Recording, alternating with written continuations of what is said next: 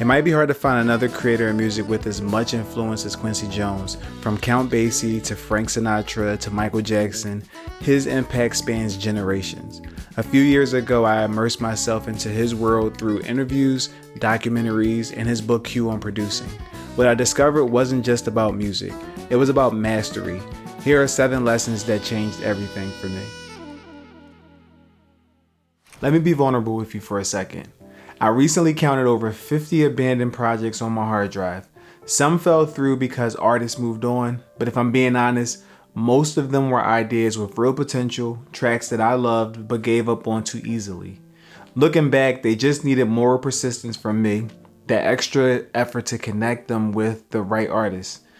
Now, I kept telling myself it wasn't meant to be, when really, I needed to learn something crucial that Quincy's father taught him. Once a task is just begun, never leave it till it's done. Be the labor great or small, do it well or not at all. Think about this. Thriller wasn't just another album. It was a time capsule showcasing some of the greatest talents from the 60s and the 70s. Previously looked at as the jazz guy, Quincy had already proven himself as a pop producer with Off the Wall. For their second album, he could have played it safe knowing Michael's voice alone would carry Thriller to success. But he pushed further, assembling what might be the greatest band ever. Paul McCartney and Rod Temperton for songwriting, the musicians from Toto, keyboard master Greg Fillinganes, and Bruce Swedien as a masterful engineer. This wasn't just collaboration, it was Quincy's relentless pursuit of excellence. He didn't just want to make a great album, he wanted to make history. So with this insight in mind, I approach each active project like it's my masterpiece. I push the music as far as I can, and then I visualize where I believe it can go. From there, I seek collaboration until I find the right pieces to elevate the work. Now, that commitment to completion makes all of the difference for me.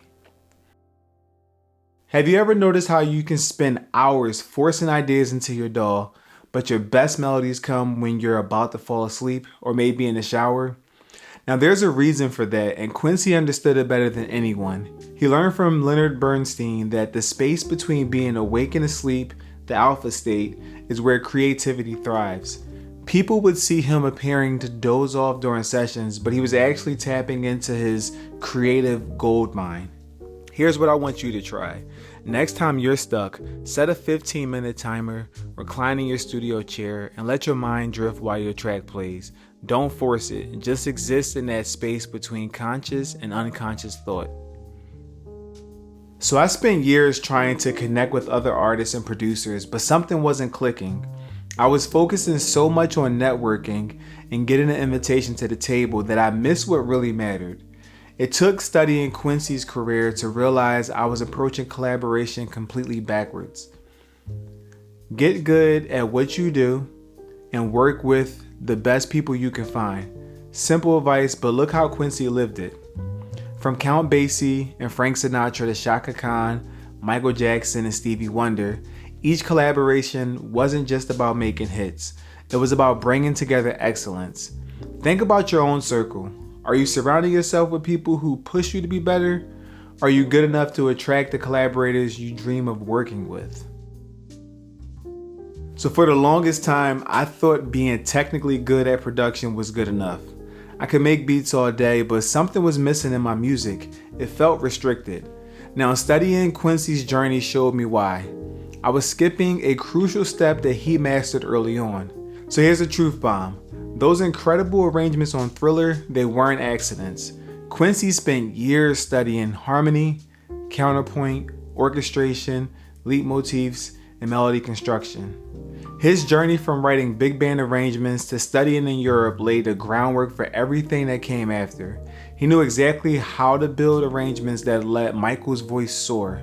As Quincy said, put in the work and watch your soul be released to express itself. Master your fundamentals and creativity flows naturally. Early in my career, I made a decision I'll never forget. I was juggling 2 internships, a well-paying one in accounting and an unpaid one in music that came with a potential mentorship that could have changed everything. I followed the money, not my passion.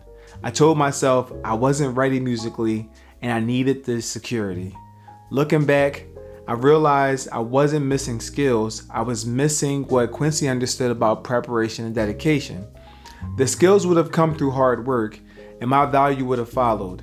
Now that mentorship could have accelerated my growth and establishment in the industry, but I needed to learn what Quincy knew about preparing for opportunities. The magic happens when preparation meets opportunity. As producers, we need to master finding great songs, project organization, relationship management, and even being a session therapist. Now, these aren't just skills, they're your foundation for when opportunity knocks.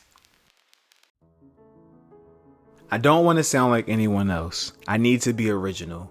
I'm trying to find my own sound. If you've ever had these thoughts, you're actually missing something crucial about creativity. Quincy understood this better than anyone. Do you want his secret to greatness? It's beautifully simple. Study everything before you. Copy what inspires you. Let your style emerge naturally. As an example, he shared how jazz evolved. King Oliver copied Buddy Bolden. Louis Armstrong copied King Oliver. Roy Eldridge copied Louis Armstrong. Dizzy Gillespie copied Roy Eldridge. And Charlie Parker copied Dizzy Gillespie. That evolution takes you from band music to the creation of jazz to bebop. Evolution through imitation.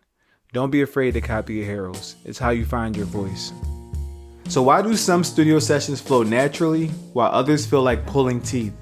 Why do some collaborations soar while others crash and burn? After working with many of the most powerful music figures, Quincy discovered the real problem. It's a game changer. Leave your ego at the door.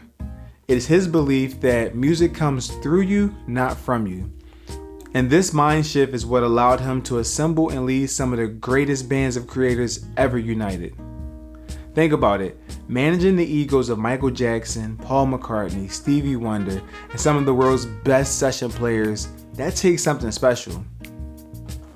These 7 lessons transform my approach to music production, but they're really about something bigger.